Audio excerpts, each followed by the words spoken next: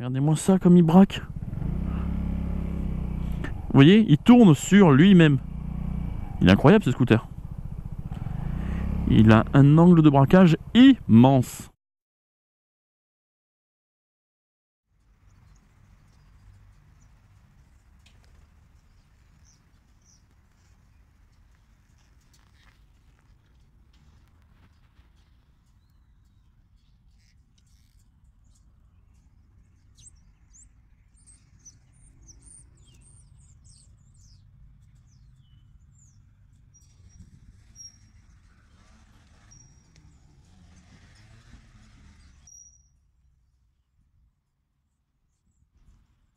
Salut tout le monde, dans cet essai inédit, je vous présente le Vespa 300 de 2018.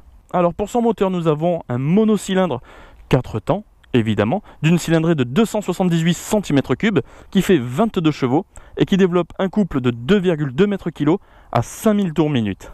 Pour la suspension avant, nous avons une fourche dite à balancier d'un débattement de 82 mm et pour le frein, nous avons un simple disque de 220 mm freiné par un étrier double piston no name, avec quand même une durite Avia, s'il vous plaît, et la roue est en 12 pouces. Pour le train arrière, nous avons deux suspensions réglables d'un débattement aussi de 82 mm. Nous avons toujours cette roue de 12 pouces, le même disque en 220 mm. Par contre, cette fois-ci, il y a un étrier simple piston, no name aussi. Le phare et les clignots sont en ampoule, et le feu aussi. Ce Vespa pèse 148 kg, pas précisé si c'est tout plein fait ou à vide, possède un réservoir de 9 litres et une hauteur de selle de 790 mm. La concession m'a un petit peu briefé, mais je le découvre en même temps que vous. Ici, nous avons un petit cadenas, c'est ce qui sert à ouvrir la selle. Donc il faut mettre le contact. Hop, ça ouvre la selle. Nous avons ici le réservoir. Ici, le compartiment pour mettre des courses ou les casques. Et attention, ça se soulève pour avoir l'accès au moteur. Et ça, c'est vraiment sympa. On peut avoir accès et bien voir s'il y a un souci ou pas. Ensuite, il y a une boîte à gants. Ici, il faut juste appuyer sur la clé pour l'ouvrir. Et vous avez un port USB pour charger un téléphone, par exemple. Et ici, il y a la petite molette pour ouvrir la selle manuellement au cas où vous n'avez plus de batterie. Ensuite, vous voyez qu'il y a une béquille centrale et une béquille latérale. Pour le passager, pas besoin de poser les pieds ici et d'être inconfortablement installé. Vous avez des cale-pieds rétractables de chaque côté. Comme ça au moins, c'est full confort. Alors juste pour préciser, pour les petits gabarits un petit peu frêles ou ceux qui n'ont pas trop de force, ne vous inquiétez pas. Ce Vespa n'est pas lourd à mettre sur la béquille. À peine vous appuyez sur la béquille, hop, il s'installe vraiment avec douceur. Donc il n'y a vraiment pas besoin de forcer. Donc, mes premières sensations. Alors, les petits gabarits avec des petites jambes quand même. Il va falloir que vous vous mettiez sur l'avant de la selle pour avoir un petit peu, pour récupérer de la distance. Parce que si je me mets en arrière, j'ai les premiers tiers de chaque pied, des deux côtés, qui touchent le sol. Pas les pieds à plat. Si je mets mes pieds à plat, ils sont à 2-3 cm du sol. Voilà. Ah, j'ai peut-être oublié le compartiment de la batterie. C'est ici, au milieu. Bon, en tout cas, je suis bien calé sur la selle. Alors, quand je dis bien calé, c'est pas une moto non plus, hein, donc c'est assez flou. Hein. Oui, là, je suis bien calé, c'est bon. Voilà. Les pieds sont comme ça. J'ai les bras légèrement fléchis. Et mon regard qui passe au-dessus de la bulle à cette distance-là. Allez, je ne transige pas. Je vais quand même mesurer. Ah ben, jaune. Génial. Largeur totale du guidon 75,5 pour une hauteur de 104 cm. Le levier de frein et le levier d'embrayage, je vous ai eu, c'est pas un levier d'embrayage, c'est le frein arrière. Donc les deux leviers ne sont pas réglables. À droite, vous avez l'ASR, le coupe-circuit, le démarreur et le bouton mode pour faire défiler les modes ici. À gauche, vous avez la gestion des phares, les clignotants et le klaxon. Allez, contact. Pour le compteur, vous avez la vitesse en km/h et la vitesse en miles. Il y a une jauge d'essence, le trip A, le trip B, le kilométrage total, et ensuite les petits voyants, phare, manque d'huile, clignotant et témoin de réserve. Après l'ABS, problème moteur, IMO Water Temp. Et ici, il y a un A avec une flèche qui l'entoure. Je ne sais pas non plus ce que c'est. Je vous mettrai tout ça dans la description. C'est parti, il est temps de le démarrer. J'embraye. Ah ben, je ne m'attendais pas à ce que ça vibre autant. Est-ce que vous le voyez sur la vidéo? Ouh!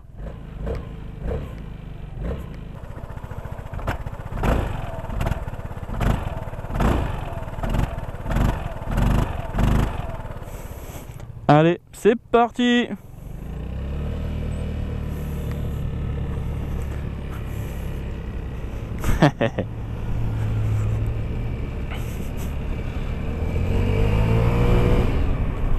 Alors, bon, c'est pas que je veux m'auto-foutre de ma gueule, mais d'un point de vue extérieur, je suis en full cuir sur un Vespa, hein, s'il vous plaît. On se fout pas de la gueule de tonton Fabike, ok? Je suis pas là pour souffrir, ok? Allez. Ah, ben, ça répond pas mal, hein. C'est pas un foudre de guerre, mais c'est très à l'aise apparemment au niveau accélération. Je vais aller faire un petit tour sur l'autoroute, hein, direct, à froid, pour voir ce que ça donne. Ah, il y a un petit moment de latence, effectivement, le temps que l'embrayage se lance. C'est vrai que j'ai pas trop cette habitude-là, puisque l'embrayage, c'est moi qui le gère. Et là, je suis tributaire de l'embrayage. Alors, en tenue de route, ça fait bizarre, hein. Ça fait vraiment bizarre de rien avoir entre les jambes. En full cuir sur un Vespa, j'hallucine. Si on me prend en photo, ça va faire le tour des réseaux sociaux, ça encore. Eh bien écoute, en tenue de route, j'ai pas l'impression que c'est un danger ce scooter. Alors, je vais refaire un petit tour gratuit du rond-point.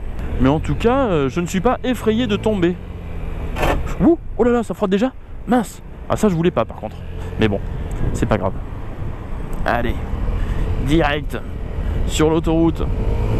À droite ça va moins frotter puisqu'il n'y a pas la béquille. Donc là SR, j'ai demandé, c'est le freinage couplé. Ah bah là je suis à bloc. Je sens que je ne suis pas le maître là, hein. Autant avec les motos on fait un peu ce qu'on veut, on s'insère où on veut. Là je sens que je suis tributaire de la gentillesse des gens, quoi.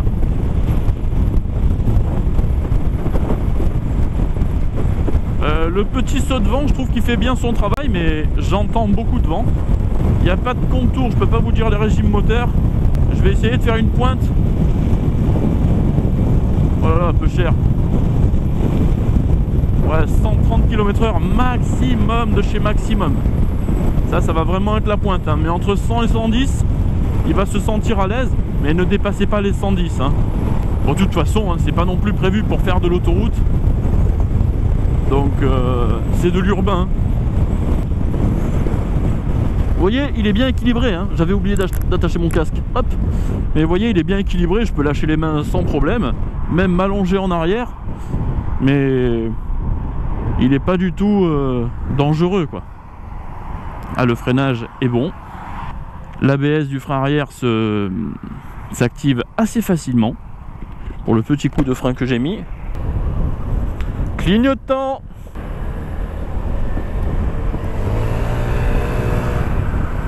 Ça déboîte. Non, franchement, c'est pas mal en accélération. À bloc. En tout cas, pour la limitation de vitesse, en ville, c'est largement suffisant. Mais largement. Allez, petit test de freinage encore une fois. Et hop, un bloc. Ça va, franchement.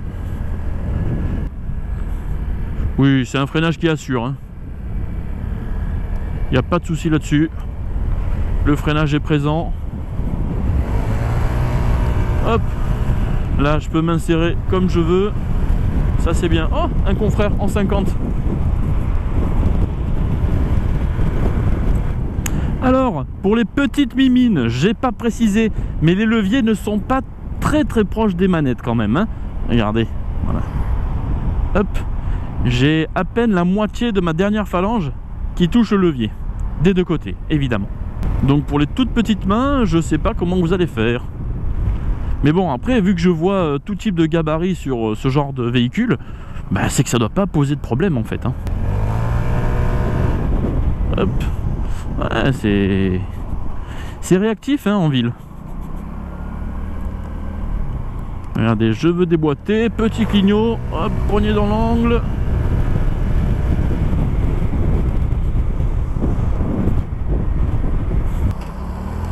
Il y a assez de pêche. Regardez, hop, là déjà. Vous voyez une petite accélération et j'étais déjà hors limite. J'ai dépassé les 50 km/h en une seconde. Allez, je vais vous proposer un petit départ arrêté 0,50 km/h. Attention, poignée dans l'angle. Faut que je me méfie, ça va lever. Hop, et voilà. Donc vous voyez, si on veut respecter les limitations de vitesse en quelques secondes, on est à 50. Et je vais vous faire un petit départ arrêté de 0 à 100 km/h, bien sûr.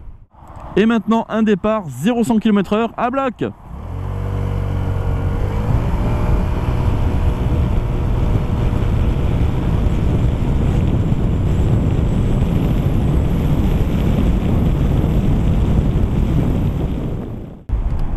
Alors, ça donne quoi cet angle de braquage à fond?